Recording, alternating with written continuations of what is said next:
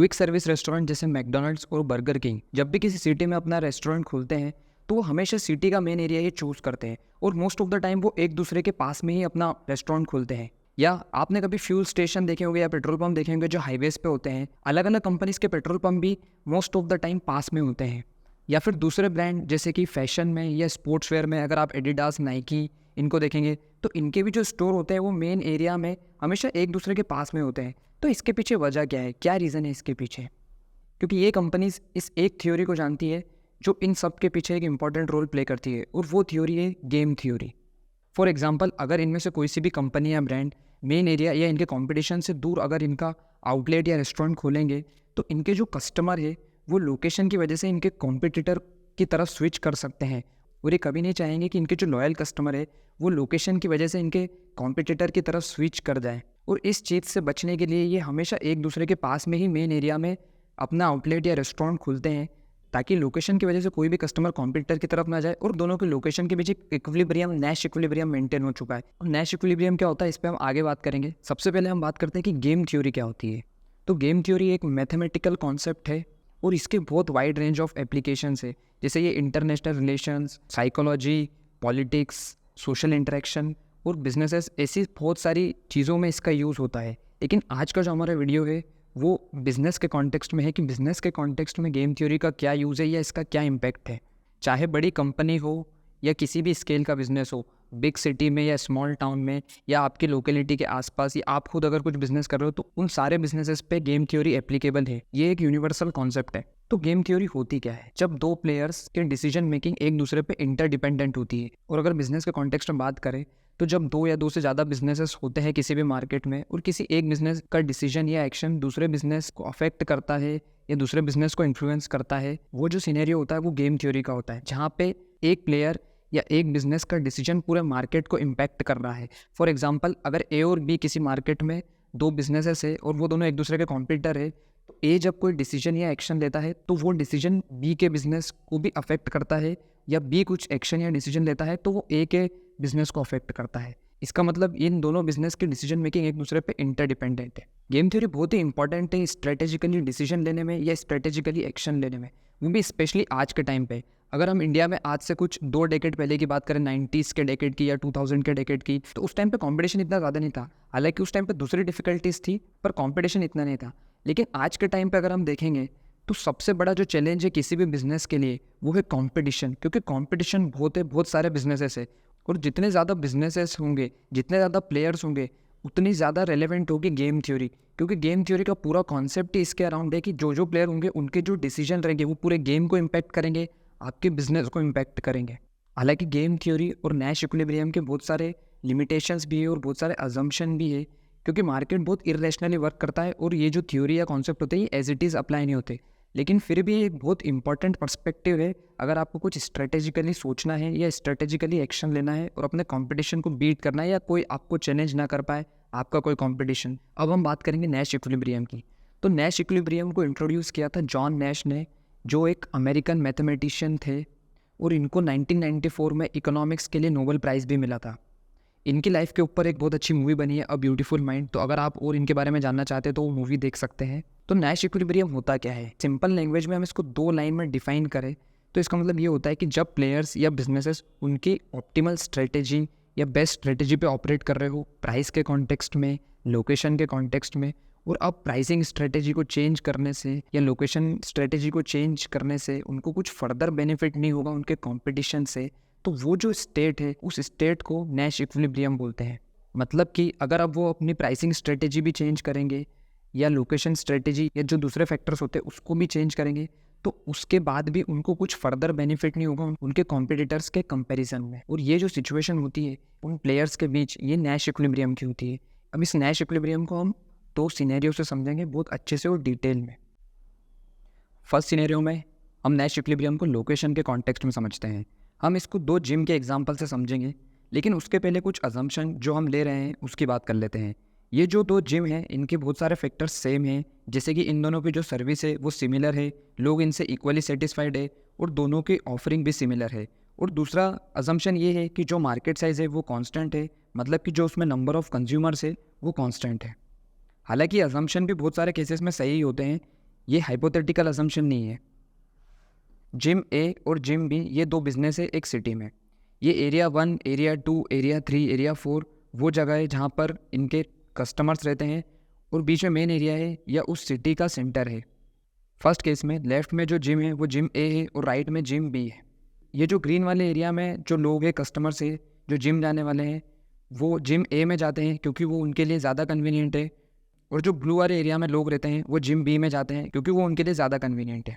और इन दोनों जिम पर लगभग बराबर कस्टमर, आधे आधे कस्टमर जाते हैं, और इस केस में दोनों जिम का जो प्रॉफिट है वो around 1 lakh rupees per month का रहता है।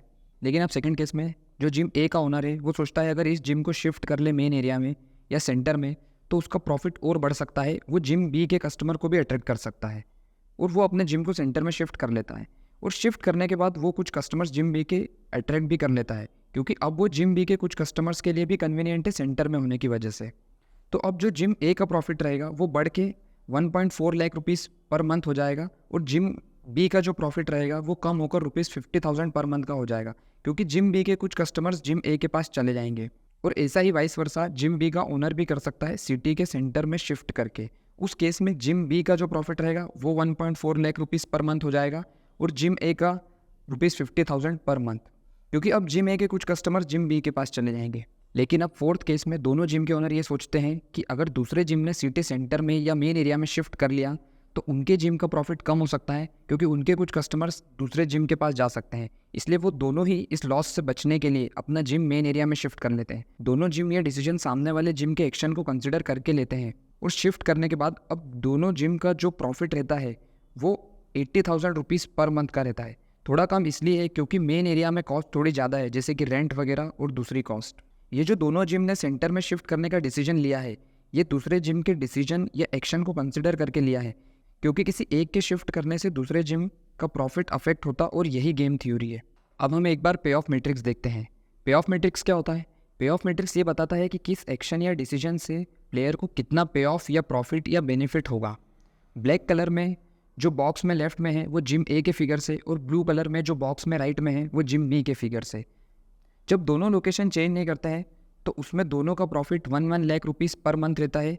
ये लोअर राइट कॉर्नर में जो है वो केस है।